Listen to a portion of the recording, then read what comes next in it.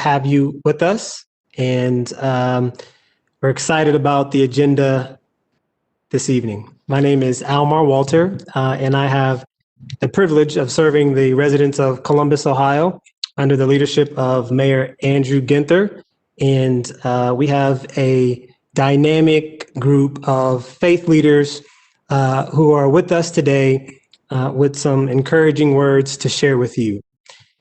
This initiative is the fourth installment of the virtual interfaith experience. It is a vision of our mayors, and it originated back in March of earlier this year.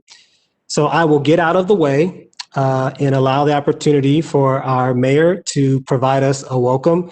Mayor, thank you so much for your vision. Thank you for being here with us, and please take it away.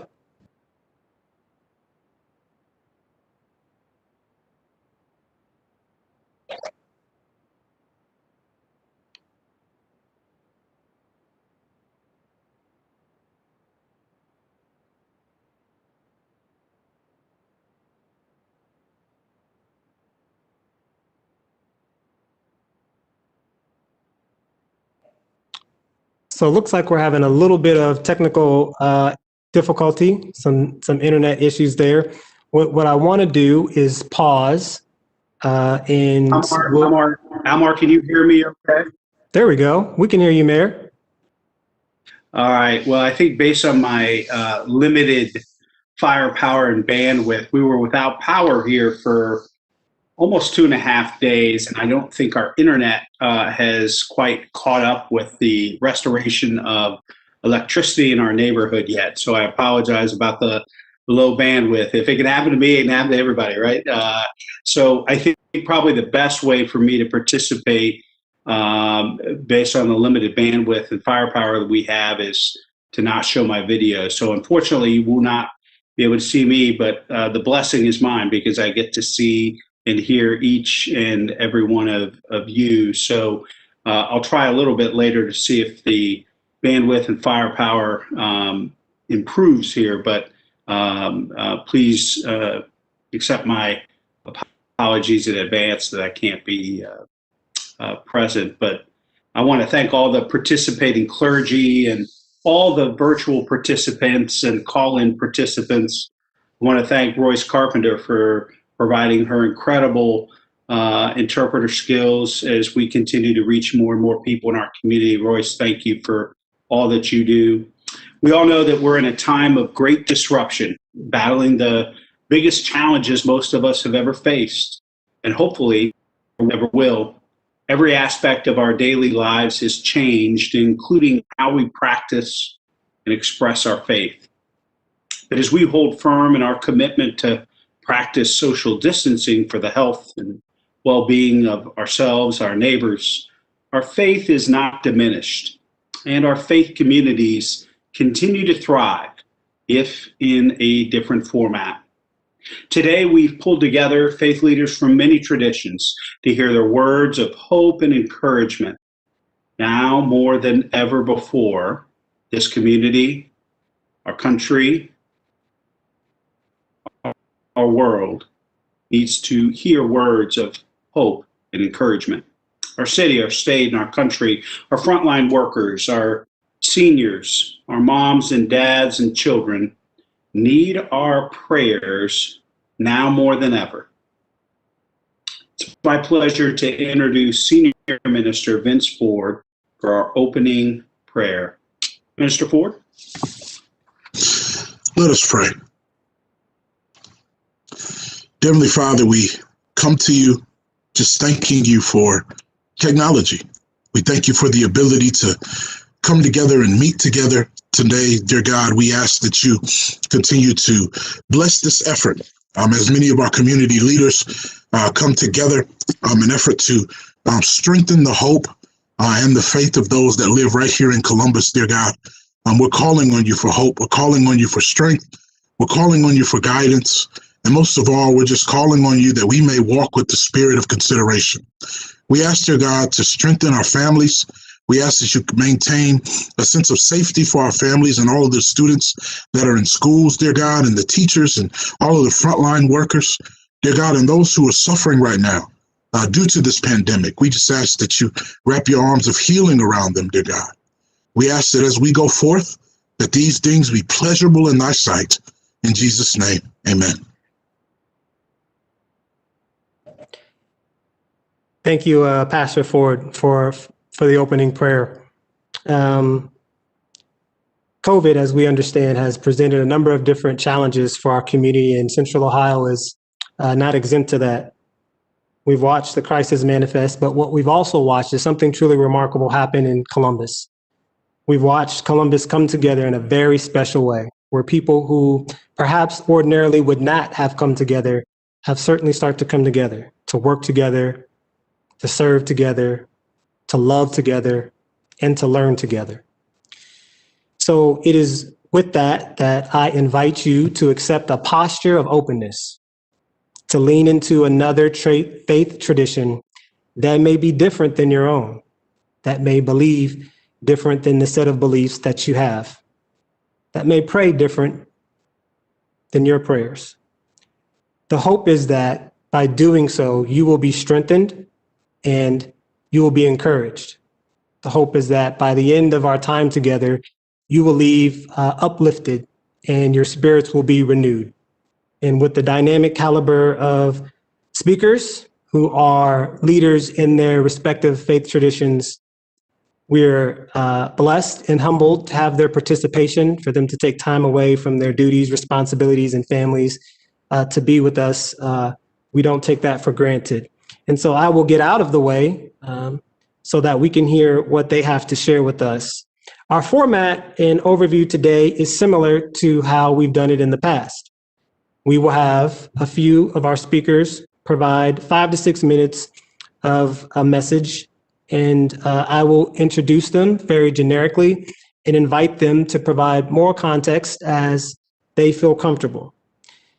We are adding something new to this year's presentation. We will have a video that was pre-recorded as a part of our clergy lineup, and we are very excited about that particular video. I'll share more when we get to that moment in the agenda. To start us off, we are excited about Steve Connor, who is with the Columbus Baha'i community. Steve, thank you so much for being with us, and please go ahead and take it away. Thank you, Almar, and thank you, Mayor Ginter, for hosting this event. On behalf of the Spiritual Assembly of the Baha'is of Columbus in Central Ohio, I'm very pleased to be here to represent them tonight. I did want to maybe clarify before I speak that in the Baha'i faith, we don't have any clergy, so I don't hold any spiritual station in the faith. I am a member of the Spiritual Assembly, which is the governing body of the faith here in Columbus, and they asked me to speak this evening to the issues that Almar presented. I also want to thank Mayor Ginter for his leadership. It is refreshing to see the concern that our state and local elected officials express for the people they serve during this very difficult time. It's leadership like that that gives me and others hope. So thank you very much, Mayor Ginter, for hosting this event and for inviting this participation. I have truly gotten the sense that the city of Columbus and the state of Ohio is concerned about the physical and spiritual health of their communities. So that's very good. Of the faith traditions that are speaking this evening, perhaps the Baha'i faith would certainly be the youngest worldwide religion that has been asked to speak this evening on this panel. And what I'd like to share with the community and with my fellow panelists is that the message of the Baha'i faith is one of infinite hope. Baha'u'llah, the founder of the Baha'i faith, who was a Persian nobleman in the 19th century, brought a message to humanity where he likened the body of humanity to that of a person. And he said humanity in the 18th and 19th century is reaching a stage of maturity that he likened to the stage of adolescence, and that we will enter a very difficult period of time where there will be a tremendous amount of change. But the message that Baha'u'llah brought was one of infinite hope. He said that through this adolescent period that mankind will find itself in, there will be a great deal of trials, tribulation, distress, despair, but to never lose hope, because the future is glorious. And he prophesies that we will come to a period of peace and brotherhood. And we certainly can see in the last 170, 180 years, if we look at the changes that have happened to humanity, how the world has shrunk into a neighborhood, how change seems to be an accelerant that is very difficult to measure, we see that the world is coming together. So the message of the Baha'i Faith is one of unity. I guess what I would like to share most with the friends here this evening is that as this faith, the Baha'i Faith, spread around the world, the eldest son of Baha'u'llah, a man named Abdul Baha, came to these shores, to North America, 115 years ago. And he made a journey to America and to Canada and also to Europe. And over the course of 239 days in North America, he spoke to audiences numbering about 270,000 people in cities and institutions and churches and synagogues and organizations from New York all the way to Vancouver to San Francisco and back. And in that time that he was here, he talked about the message of his father, the message of hope. And the very nascent Baha'i community that was in existence at that time was galvanized and succored by his message. And what I wanted to share with everyone this evening was something that the Baha'is very recently, in this difficult year that we've faced, with the pandemic, with the social unrest and resulting from the murder of George Floyd, to the election that, is perhaps the most divisive in memory, certainly for us. Abdul Baha gave us a prayer, and it was a prayer for America. And in that prayer, he shares the hope and promise that is America. He revealed this prayer in 1912, and I wanted to share that and close my remarks with that prayer. And there were many prayer circles and prayer rings that were formed by Baha'is over the last year to say this prayer on a daily basis. And I think after I share this prayer with you, perhaps you will understand. So let me do that now.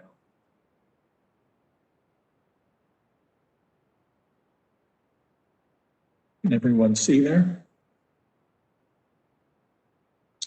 Prayer for America. O thou kind Lord, this gathering is turning to thee. These hearts are radiant with thy love.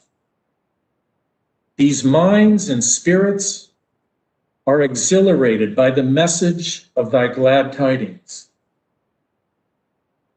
O God, let this American democracy become glorious in spiritual degrees, even as it has aspired to material degrees. And render this just government victorious. Confirm this revered nation to upraise the standard of the oneness of humanity, to promulgate the most great peace, to become thereby most glorious and praiseworthy among all the nations of the world. O God, this American nation is worthy of thy favors and deserving of thy mercy. make it precious and near to thee through thy bounty and bestow. Abdul Baha.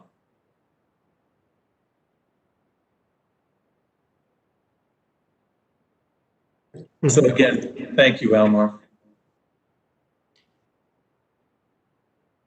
Steve, thank you so much for those remarks, those encouraging remarks, and ending them with such a timely and profound prayer. We want to thank you for being with us and representing the Columbus Baha'i community. And next, we have a representative from the Turkish American Society of Ohio by name of Senor Yagi. We are incredibly happy to have her here. Well, I believe this is the first time that we've had the Turkish American Society of Ohio as a part of these interfaith experiences, certainly not the least. And we are looking forward to what it is that you will share with us. Please feel free to provide more context about yourself, and we're looking forward to your remarks. Thank you so much for having us. I am also very grateful to be here this evening. I am here representing Turkish American Society and also a Muslim community in Columbus. So it's a great opportunity for me to be here. Today, I just would like to say a few words about faith and hope during uncertainty. So every living species has a specific duty. While the bee makes honey, the silkworm spins silk. While the horse carries a load, the ship gives milk. Therefore, humankind should also have a duty. The worldly professions of people are not the essential duties of the human species. They are secondary tasks. In other words, people of a society are assumed to perform certain functions according to their abilities and possibilities, and the needs of the society were met by fulfilling their duties. The real duty of the human being cannot be these works and these arts. This will be such a duty that includes all people and no one is excluded from it. This is only faith and prayer. And man is obliged to believe in his Lord, who educates himself in the womb in the most perfect way, gives him a soul superior to the other spirits and other living things, and gives all the things from his mother's milk, air, water, and sun to his service when it comes to the world. This belief is followed by worship. A believer asks all of his needs from his Lord and prays only to him. However, if the divine wisdom depends on a number of reasons to give something that he wants, fulfilling them is kind of a prayer. So, for example, plowing a field is knocking on the door of treasures of the merciful God. The way to ask for grains, harvested seeds from Allah, is to obey reasons such as sowing seeds, plowing, and irrigating the field. However, the believer knows very well that it is not the field that yields wheat, it is not the tree that produces fruit, it is not the sea that makes the fish. All the good things are in the hands of Allah, and it is He who gives the life, it is He who gives and provides sustenances, and He who gives guidance. The duty of man is only to pray, to ask, and to fulfill the conditions required for the acceptance of prayer. According to the Islamic traditions, some of the prayers are done routinely on a daily, weekly, and monthly basis, and some prayers are advised to strengthen our faith in difficult times, to increase our prayers and supplications to Allah, and on top of that, taking preventive measures to help to contain the situation. Today, even the helpers and the healers are yearning for healing, and we all are connected to each other, expecting compassion to many and to ourselves. In Islamic understanding, Allah accepts all the prayers of people regardless of their religious identities. Therefore, I am very happy and honored to be a part of this diverse group of people who all are praying to God for wishing their prayers to be heard. May Allah bless and keep those we've lost in His heavenly place. May Allah grace us with His holy comfort, and may He bless and watch over this community and our world. Amen. And thank you for giving me a chance to speak here. Thank you so much for those remarks. Senor, we really appreciate your presence and being here with us. And thank you for the reminder that Allah hears the prayers of all people. Very important point moving forward.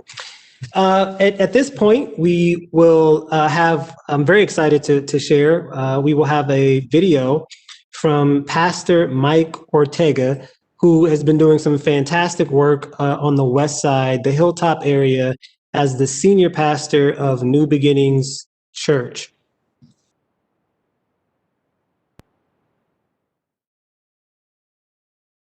Hello, Columbus. This is Pastor Mike Ortega with New Beginnings Church in the Hilltop area of Columbus. I want to join today with our Mayor, Andrew Ginther, and the entire Columbus community as we join together to seek strength, hope, and offer our prayers to all those that are needing help and all those also that are on the front lines during this pandemic. I want you to know that we really are encouraged by the words that we're hearing and what we're seeing, what our city is doing, and also our state of Ohio, to seek shelter and to be in place in our homes while we go through this time. I want to encourage you today and all the residents that are filled with faith to really maintain a spiritual strength and understanding of togetherness while we're going through this time. And though we are practicing social distancing, I want to encourage you to understand that we can really take on a togetherness with one another, with our neighbors, with our family. I want to encourage you to take this time to reflect on what is happening in our lives. Our faith can actually grow during these times. I'm encouraged by scriptures and the Bible where it speaks about a time when the time of Moses and there was a plague that was coming. You know, the people were actually in their homes for almost 30 days if you read Exodus chapter 12. And at the same time, it talks about for 14 days, they actually remained feeding themselves and taking care of their families and their children. This was a time of togetherness, a time of trusting. And so I want to take time to encourage you to pray with your children, pray with your family, spouses, reflect on things that you need to strengthen during this time and work with each other to build togetherness and strength during a time of social distancing. Also want to encourage all those leaders that are out there, all the pastors and shepherds and any faith leader that is out there. There are people that need a lot of hope around our area, around your residence, around your home, around your neighborhoods. Hilltop is one of them that has a great need. And we're doing everything that we can to pray for our community and offer as much as we can and help to the people that are around the city. And I'm encouraging you who are leaders out there to pray, to seek. And even though, yes, we're supposed to be with stay-home orders, I'm the only one in this building right now, yet we're praying here, asking God for the people around our Hilltop area. I also want to encourage everyone else that we would really work towards building our focus on our health as well. And also our wellness in many areas with our physical and mental, spiritual understanding. You know, these are times where we have to focus on areas where we have to get better as well. Don't get caught up in an area where I understand anxiety and depression and fear and many things will try to come against you. In a moment where you're just in your home and you feel like you have no way out, go on walks. Take time, of course, to protect yourselves. But at the same time, there's a lot that you can do when you demonstrate power from within with understanding. And to people of faith, believe me when I tell you, God has a way of helping us and giving us strength during these times.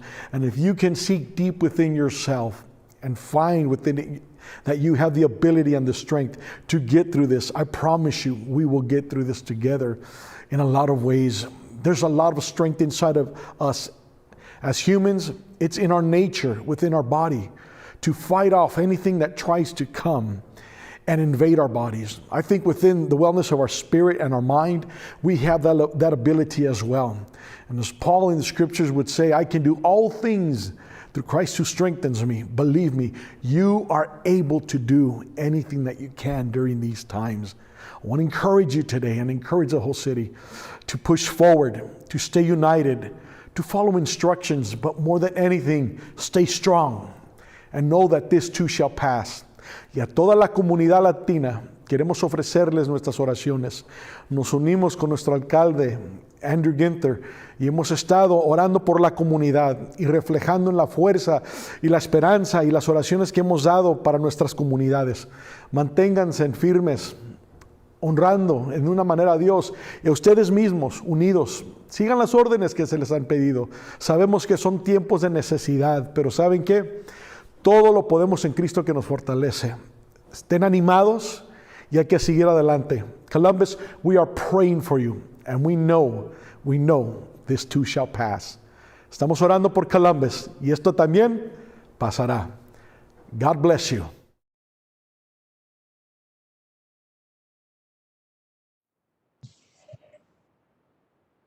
What an inspiring word. We appreciate Pastor Mike Ortega for sending in that video that we enjoyed, reminding us that we can get through this together, and we could get through this together even stronger on the other side. Now would like to welcome Rabbi Debbie Lefton. She is the Director of Spiritual Care for Wexner Heritage Village. Rabbi Lefton, thank you so much for taking time out of your day to be with us. Welcome and take it away. Thank you so much, Almar and Mayor Ginther, for this invitation to speak.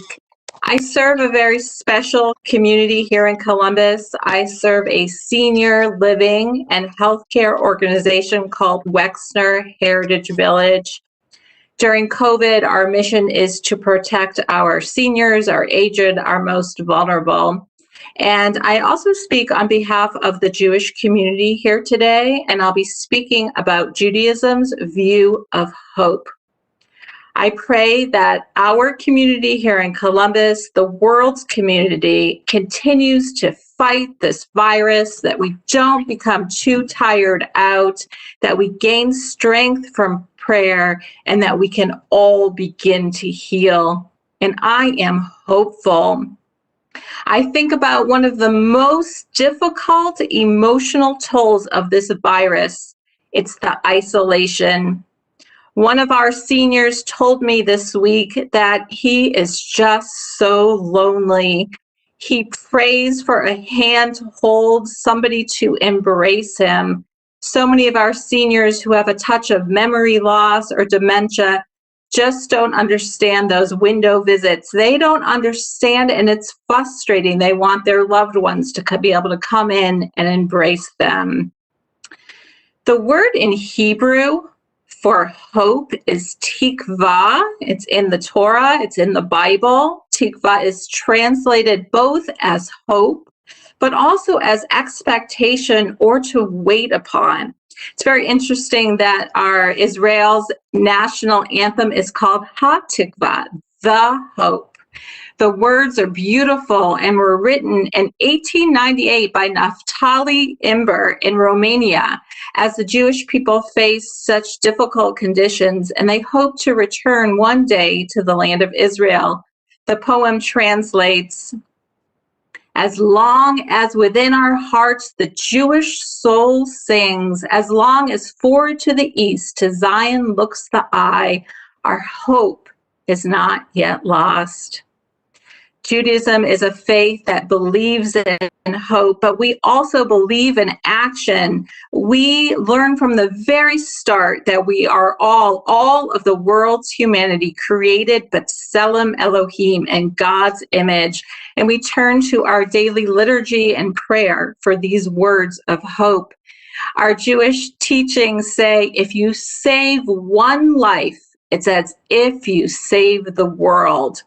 The earliest rabbis say it's our actions that matter, that we must pray for these miracles, but it's our human beings that we do the action. We cannot depend on the miracle. We must pray and then do. We do our part every day. Judaism says that we have to take care of our bodies from our entire lives, that we have to live in a city with doctors. And during COVID, it's our responsibility as the medical professionals have encouraged all of us to be our best health, to fight off the virus, and to follow all preventative measures.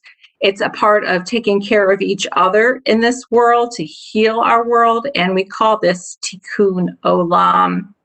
I have a quick story. It's about this amazing kingdom where a king lived his whole life ruling with just the ultimate kindness in his heart. He cared for his neighbors and modeled excellent choices of behavior. When he died, he appointed his son, the prince, the next ruler. He was not like his father, however. When there was a famine in the land, he said, "I have enough to eat, so it's not my problem." When the waters were poisoned in the wells, he said, "Well, I have a cellar full of water. It's not my problem." And when the city's bank was robbed, he said, "I have plenty of money. It's not my problem." Well, the naval officer, the chief officer, knew the king and he knew the prince well. And he decided he would create a very interesting diversion. He built a yacht and honored this prince. They went out to sea. And then during the ceremony, he started drilling a hole in the front of the ship's deck. And the prince said, "What are you doing? We're going to drown. We're going to sink." And he said, "It's not my problem." The prince screamed, "I can't swim. Stop." And then the naval officer said, "Well, I guess it is your problem. I guess it is." And he said, "It is my problem." Just like the first century Jewish sage Hillel has taught us, if I am not for myself, who is for me? But if I am only for myself, what am I? If not now, when? It is the entire community's responsibility to hope, to take care of each other, and to heal the world. I'll conclude with a very brief Jewish prayer, a prayer of protection. In the name of our God, may the angel Michael be at my right, and the angel Gabriel be at my left, and in front of me, the angel Uriel, and behind me, the angel Raphael, and above my head, the presence of God. May we all be safe. Thank you.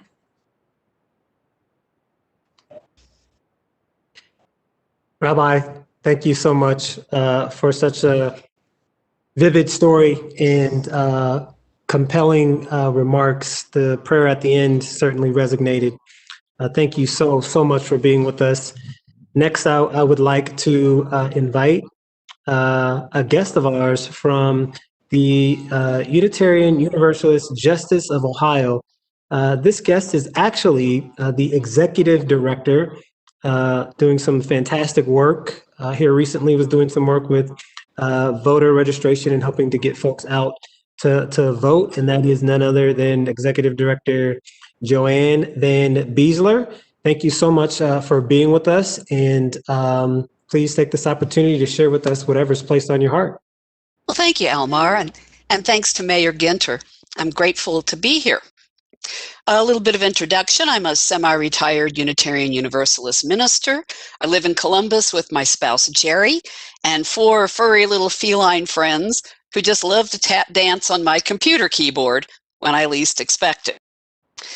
Now, I want to let you know that we Unitarian Universalists have 7 core principles that we affirm, and these are not a creed. Rather, they're a covenant of behavior and action that we promise to one another. The first is to honor the worth and dignity of every person. The 7th is to respect the interdependent web of all existence of which we are a part.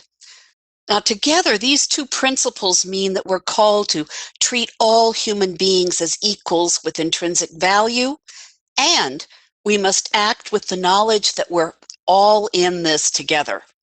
Your liberation is my liberation. Your suffering is my suffering. Your well-being is my well-being. We're all bound up together in the interdependent web.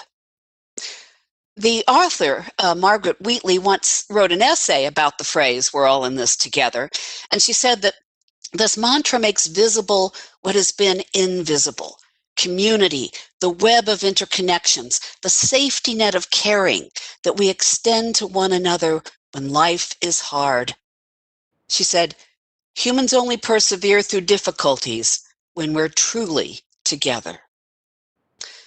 Now, I know that after this whole election season, it is difficult for many of us to believe that we're all truly in this together. It may be difficult to even see each other as human beings instead of walking megaphones of ideology. And we're constantly distracted by anxiety on so many levels. The stress of a changing world, the fear of the pandemic, and so much more. In our fear, we find it hard to remember the power of community.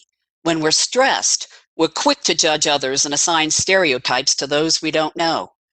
Our anxiety is cutting us off from the very resource that could help us the most in difficult times, and that is strong relationships with others in our community. But there is hope, because I believe that we can learn to speak with one another again as valued human beings, even through our masks, if we choose to do so. And our choice to reach out to others, even those we disagree with, will enable those others to reach out to us in return. And then we can begin to rebuild our sense of beloved community. I want to share with you a little 2-minute parable by a colleague of mine, Chris Busey. Once, there was a little girl who was queen of an island. And one day her advisor said to her, "Your Majesty, the people on this island are good, but we must beware of the people on the next island, for they are our enemies." "Our enemies?" said the queen. "Oh, how terrible." "Yes, it is terrible," said the advisor, "for our little island will never be safe or secure while we have enemies. We must find a way to get rid of our enemies." The queen said, "Well, you're quite right. Do you have any ideas?" "I do indeed," said the advisor. "We can take our army, put it on a ship, sail it to the other island, and then our army can march on shore and destroy the enemy." Now, the queen was not so sure that this was a good idea. "Thank you for sharing your ideas," she said, "but I need some more time to think about it all. Can you come back tomorrow?" "Yes, Your Majesty," said the advisor, and he bowed and left the room. The next day, when the advisor returned to talk to the queen, he was shocked to find her having tea with the queen of the next island. And the advisor turned red with anger. He shouted, "How can you sit there and drink tea with that person? She is our enemy, and we must get rid of our enemies." The queen looked at the advisor with calm and steady gaze and said, "You have been a good advisor, and you were right. We have to get rid of our enemies. Now, you would have me destroy my enemies by conquering them with an army. But the best way to get rid of your enemies is to make them your friends." Now, I know it's not going to be easy to talk to those we've disagreed with. It may be incredibly uncomfortable, and it's going to take us all some time because we have a lot of bridges to repair. But I believe that with respect and honest dialogue, and maybe a little tea, we can learn to speak to one another again as valued human beings, like the queen did in this parable. Nelson Mandela once said that if you want to make peace with your enemy, you have to work with your enemy. Then they become your partner. If we choose to live out the truth that we are all in this together, and if we work hard to respect and be there for one another, I truly believe that we can make it through any number of pandemics or political perils or other perplexing problems that we might face, if we are truly in it together. Thank you all for listening. Thank you, Reverend Bisler, for such timely remarks. And the parable certainly is applicable to where we find ourselves in society now. Thank you, and thank you. Our last faith leader is certainly not the least, the senior pastor of the Word Church. We're happy that Pastor Eddie Parker is here, and we would like to take the opportunity to allow Pastor Parker to share with us whatever may be on his heart. Pastor Parker? Thank you, Almar, and thank you, Mayor, for this virtual faith experience. Your labor and your heart is appreciated. I enjoyed every last one of the panelists.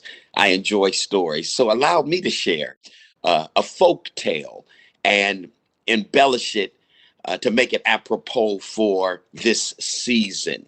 There was a tale of a king whose wife was unfaithful, so consequently, he had her executed. This violent dictator with hate in his heart concluded that all women were the same. So in bitterness, he decides to marry a succession of virgins, and after consummating the marriage, have the new bride executed the next morning so she would never have a chance to be unfaithful. Many young girls were executed, and every young girl dreaded the fate of being the next bride chosen by the king. Then there was a beautiful Parisian girl who actually offered herself without fear to be the next bride. She marries the king. They consummate the marriage. But before she goes to sleep, she begins to tell the king a story so intriguing that it arrests the king's attention. But soon as the story seemed to reach a climatic end, she stops the story and tells the king, I'll finish the rest tomorrow. The morning comes. She's yet alive. He did not execute her because he is looking forward to hearing the rest of the story.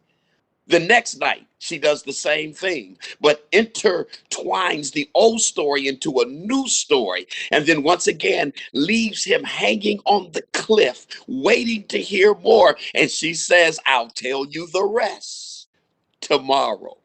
She did this night after night until weeks turned into months, months turned into years. 1,001 nights, it is said, had transpired. And not only did she remain alive, but the stories softened the heart of the king and changed his very nature. The hate, the violence dissipated, it disappeared, all because this young lady gave the king something to look forward to. A story saved her life. We are living in a time of hate and violence. There are youth in our city that feel that they literally have nothing to look forward to, trapped in a society where they are economically disadvantaged, brutalized by police, marginalized with implicit bias and racial injustice. They are killing each other, which is inexcusable for any reason. Then these ugly strokes of reality hang on the backdrop of a national canvas that's splattered with a cancer of racism that has metastasized. And if that were not enough, we are right now witnessing in the highest office of the land behavior that is reminiscent of a leader whose heart needs to be changed. And then all of this is happening during a pandemic that has rocked the world. However, in the midst of all of this, I must, you must, we must offer ourselves, put ourselves in harm's way, and go to our youth in Columbus and give them something to look forward to. We must roll up our sleeves and meet them where they are with strategic opportunities that will arrest their attention. And grown folk, we must turn to each other and not on each other.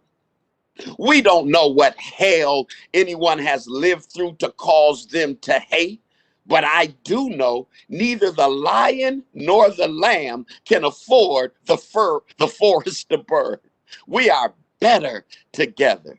And finally, as spiritual leaders, as clergy, as the faith based persons, we can never forget we have a story that will change the very nature of anyone. From the White House to the Black House, from the rich house to the poor house, we have a story, not folklore, a true story. Amazing grace, how sweet the sound that saved a wretch like me. I was lost, but now I'm found. I was blind, but now I see. We are each alive today because we have personal stories. My personal testimony is Jesus living, he loved me. Dying, he saved me. Buried, he carried my sins far away. And rising, he justified me. Freed me forever. One day he's coming.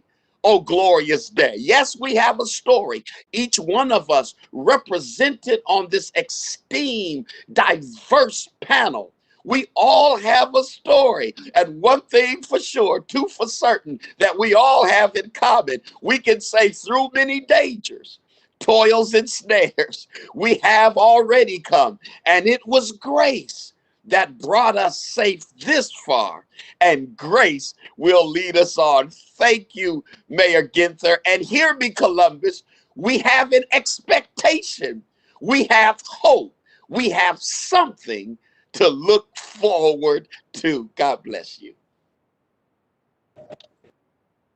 Pastor Parker, thank you very much. Thank you for those encouraging words. Your sentiments about offering ourselves to the youth and giving them something to look forward to definitely resonated, and certainly by grace we have gotten this far. Thank you for those remarks, and to all of our panelists who are part of faith communities in Central Ohio. We really thank you for your time and your sharing with us here.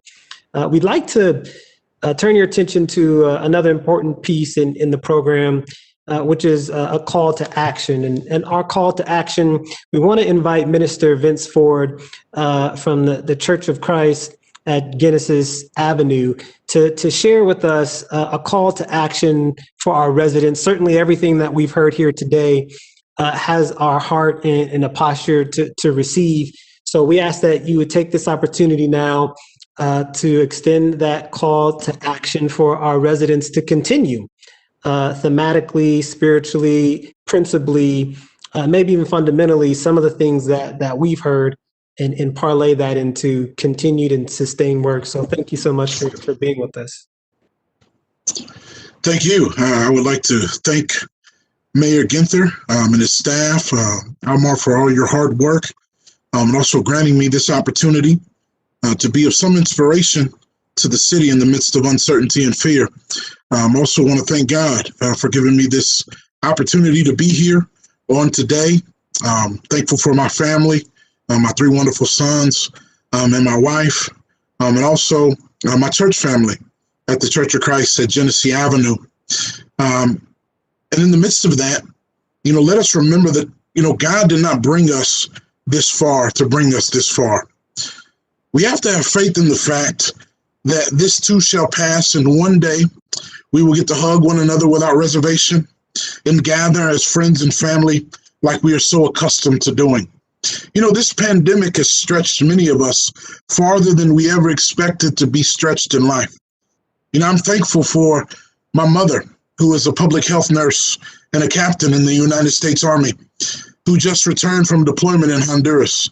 I'm thankful for all the frontline workers in the health sector, teachers, fast food employees, first responders, and grocery store employees that have made life easier for many of us that are on this call right now and watching on YouTube.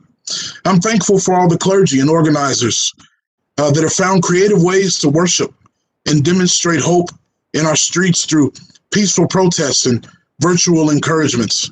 So let us not forget the creativity and the beauty of creativity, and know that the blessing of creativity is what has gotten us this far.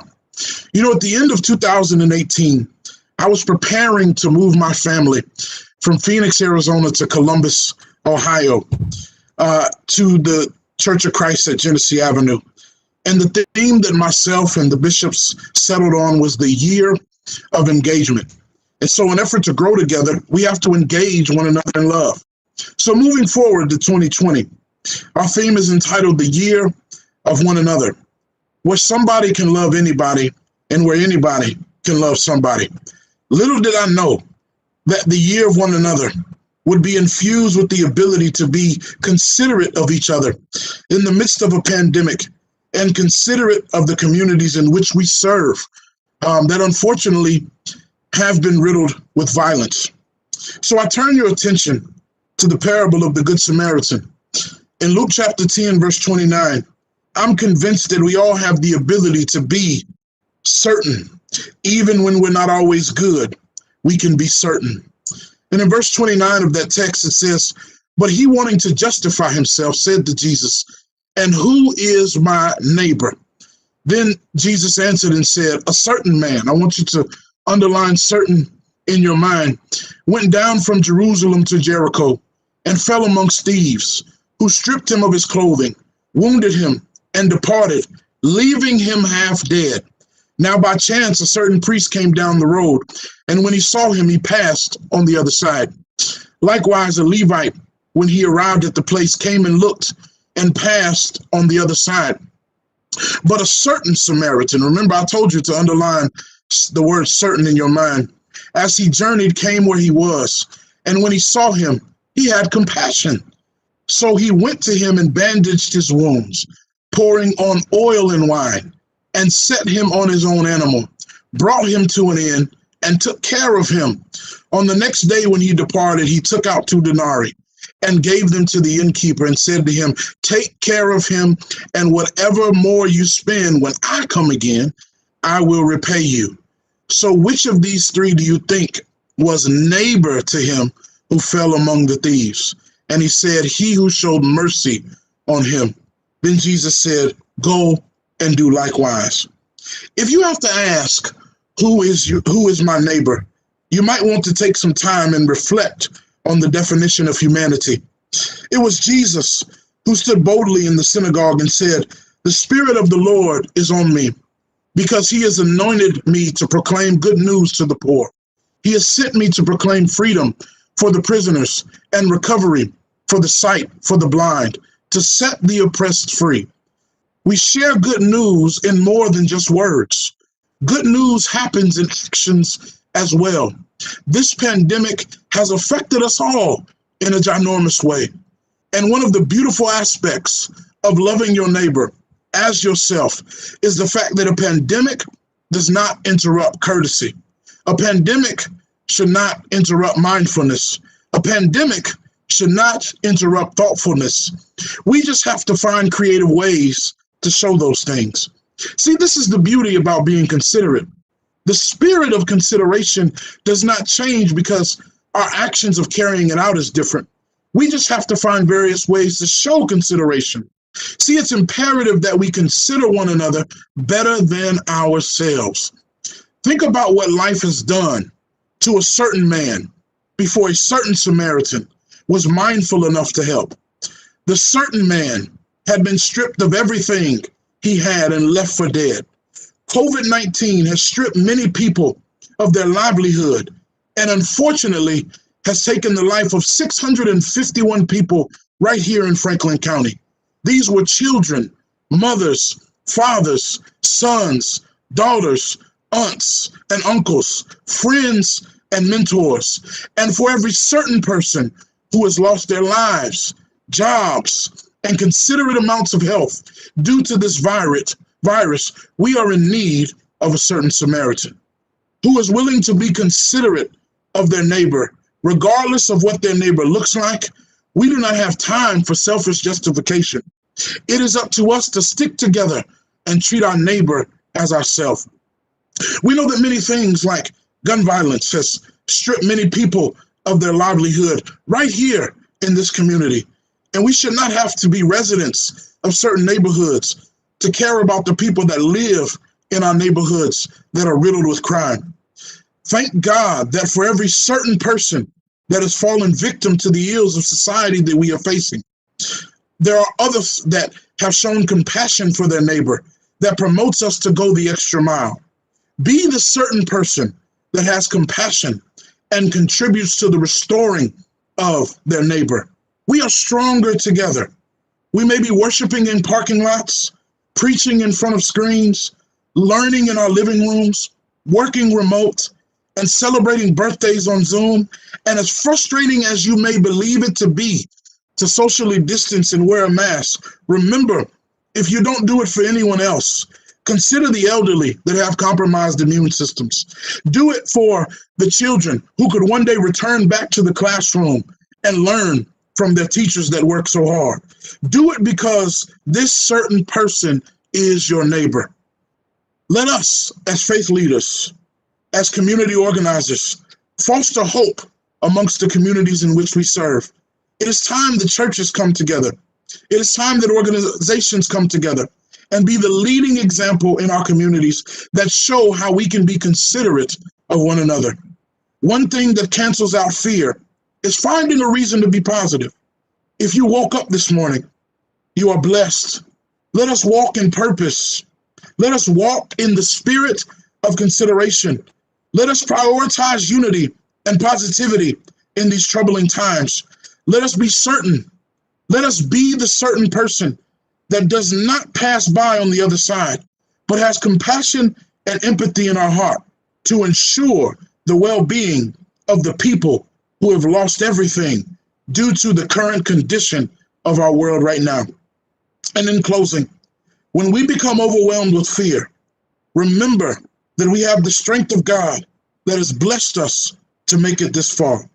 We have the witness of ancestors that endured persecution, famine, disease, plagues, and even genocide. A friend of mine texted me today, and I want to leave you with these words. We've navigated worse than this, and hopefully we will grow in grace so that God may receive the glory. I believe it was John Lewis that once stated, nothing can stop the power of a committed and determined people to make a difference in our society. Why? Because humans are the most dynamic link to the divine on the planet. Change starts with us. Thank you. Thank you so much, Pastor Ford, for that call to action, a powerful call to action, a timely call to action, and we appreciate such conviction. Although we've experienced fatigue during COVID, our hope is that you found a little more strength, a little more hope. And during these times, our faith can actually grow, and not just grow, but enable us to grow closer as a community as we work together to meet the needs that we know exist here in the city we love. I want to say thank you very much. A big thank you to our mayor, Andrew Ginther, for his vision for this continued effort and concern for the health and well-being of all of our residents, and his intentionality about bringing diverse faith leaders together to reach a city that he knows continues to grow in diversity. And so we appreciate him leading in this regard. And with that, I would like our mayor to come and provide some concluding remarks. Mayor? Well, thank you, Almar, and thank you to all of the incredible faith leaders that shared some powerful stories and perspectives this evening. I know I needed this tonight, and I hope that each and every one of you that have joined us have gotten some guidance, some insights, some inspiration, some hope from tonight's speakers. I want to thank Mark Carter with the Department of Technology, who helped to make all this go, and Royce Carpenter, who's been fantastic as an interpreter for us to reach as many different folks in our community. To the speakers, your words of hope, encouragement, understanding have lifted our spirits and soothed our souls. The Lord knows we need that now more than ever. You can find more works of wisdom and encouragement on our YouTube channel at YouTube/City of Columbus. Look for the Interfaith Messages playlist. A universal theme in all of our faith traditions is to take care of each other. And this evening, I ask everyone on this call to find a way to help in your own way, in your own time. But everybody can do something.